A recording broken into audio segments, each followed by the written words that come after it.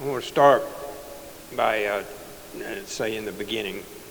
Yesterday, some of the board has heard this story, but I want to repeat it for you.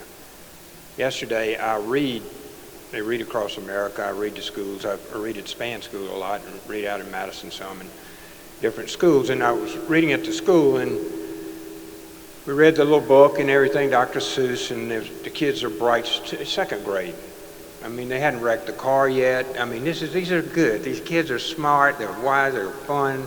So he brings me a letter, and it's in pencil. And you know how young children write kind of slanted here, slanted one way or the other. And so it said, Lieutenant Governor Delbert Hoseman. It said, Dear Lieutenant Governor, I want you to send me $1 million so me and my class can go to the moon.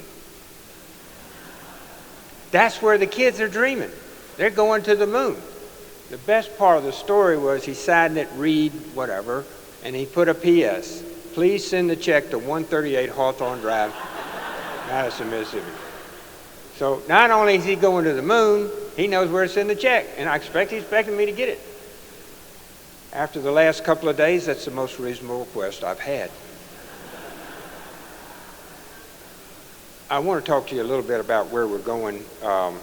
We've had a very good couple of days here in the Senate side, and we're looking at the things that are going to drive you, which are, we've proposed $300 million additional funds for the EBRF, which is the County Roads and Bridges.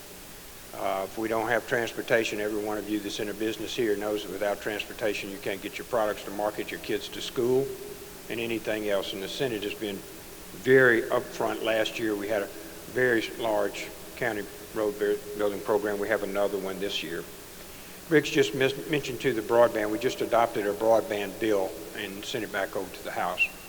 And in our broadband bill, we expect somewhere between $200 million and $1 billion coming into broadband.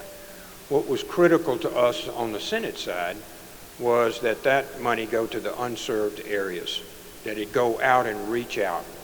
Now, without those of you who may not live in downtown Jackson or wherever that don't have access to that internet, we all rise together. Our farmers, our small businesses in our small towns across Mississippi, without that kind of revenue, without that access to the internet, they're not going to proliferate. We're not going to grow as a state. So we thought that was critical to us. Another one that you may not have heard about today, but I want to talk to you about for a second. We started looking at our state parks. They're abysmal.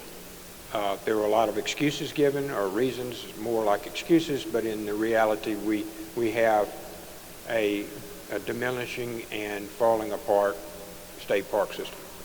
Now, what happened to us during COVID, people came in these RVs now are very expensive and they're big and they take different wattages and whatnot, and they have their campers behind them. They go through Mississippi to get somewhere else because our state parks were not sufficient.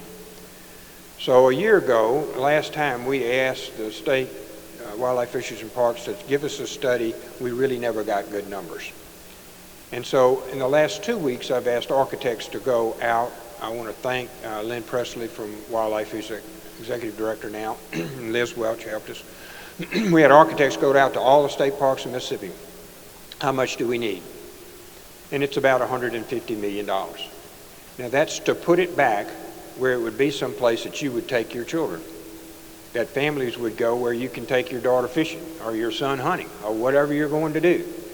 Those places are so special to us. We can never replicate those. And we have them, and we're letting them literally fall to the ground. We need to do that while, as Briggs said, we've got some excess money this year. We've got things we can do with some of that money. One of those things is to put a place up so that you can take your family, and everybody can take their families on weekends for a reasonable cost to a place you'd be happy with. In addition to all the tourist money that comes out of this. People use these forever. So we have that coming, and I'm very interested in making sure that we have, before we get out of here this year, some commitment to having those parks back to something you'll be proud of. A number of other issues. As you know, we've got tax issues, and we've got some different opinions on the taxes. Senate bill actually does a couple of unique things. We actually send people checks back. Now, I've been paying taxes for 50 years. I know most of y'all all pay taxes, and nobody ever sent me any money back. So we want to send $130 million back. I think that's important because in times in which you have these mercurial raises when money falls out of the sky from Washington, somebody's printing it up there, when we've got that, we want to be able to send some money back to people, put it in your pocket. That sets up a precedent, y'all, that we can do this again.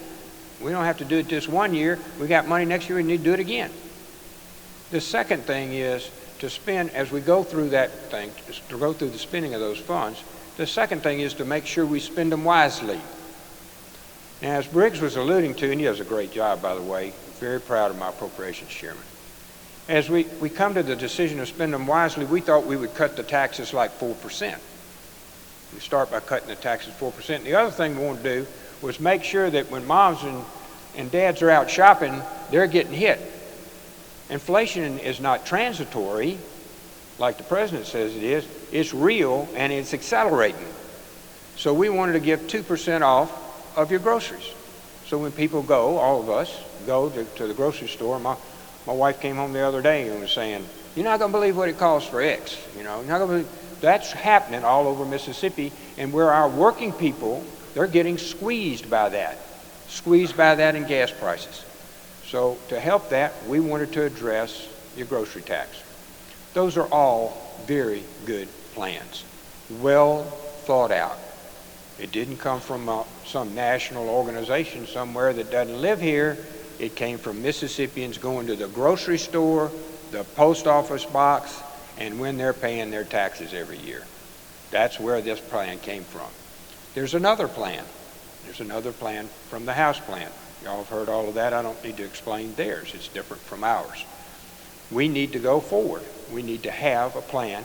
We think ours is good. We're welcome the opportunity to discuss it with anyone. Met with some of them yesterday. Our finance chairman, Josh Hawkins, is doing a great job, and he's coming up looking at different things that we can do as we go forward. I think that's really important. But I want to get back to where Briggs was. Each of you may have had in your lifetime where you were working at $50,000 or $75,000 a year and you got a bonus. The company had a good year. The bank had a good year. Y'all's contractors did well. You got a bonus.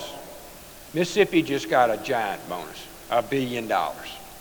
And so what do the next year? Let's say you make $75,000, you got $100,000, you got a $50,000 bonus. All of a sudden you got $125,000. Now, when you went the next year, did you budget for $125,000? Thinking you were going to get that bonus every year? If you did, you probably had to move to an apartment because you lost the house. That's where we are.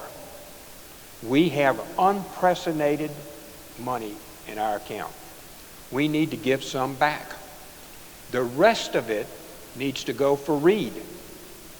We need to have where he can go to the moon. We need to have him educated.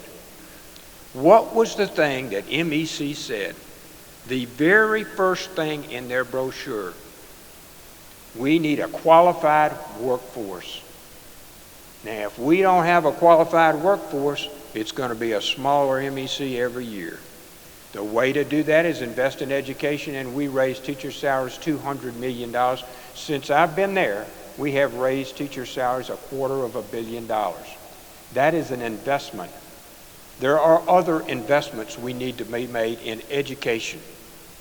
The best economic tool we have in our state is an educated worker, because those people will work for you, with you, and they will employ you. That's where we need to go. And if we lose sight of where we're going without having the ability to educate our children, build our roads, give money back to our taxpayers, run our business just like you run your business at home, we will lose the best opportunity this state has ever had to go ahead. The best thing we've got going for our state is our people. And every one of you are leaders. You wouldn't be in here. And if we take stock of ourselves, and if we resist frittering this money away, that's a Warren County term, if we resist frittering this money away and we invest it not for this year, not for next year when there's an election, but for the next generation, you'll be proud of yourselves. And if we don't, you and your grandchildren will be sorry you didn't. So as we go through this next 3 weeks, deadlines are coming. Call your member of the House. Call your member of the Senate. Call the Lieutenant Governor. I can tell you, some of my senators will come running in the office. They'll say, "Mom, I'm getting blown up by all these calls, and they told me I had to do this, had to do that." I said, "Well, how many people call?" He said, "2." I said, "I don't know you're getting blown up by 2 people." So let's think about this. You can make a difference. There's never been a time in Mississippi's history where you could make such a difference as you can right now. We need your intellect and your input at every level. So thank y'all. We're going to have, this money is going to come out for the next 2 or 3 years. We're fixing to have the best 3 or 4 years, probably 3 years anyway, that Mississippi's ever had economically. We're looking forward to supporting you in every possible way we can. And I look forward to working with you. And thanks so much for having me today.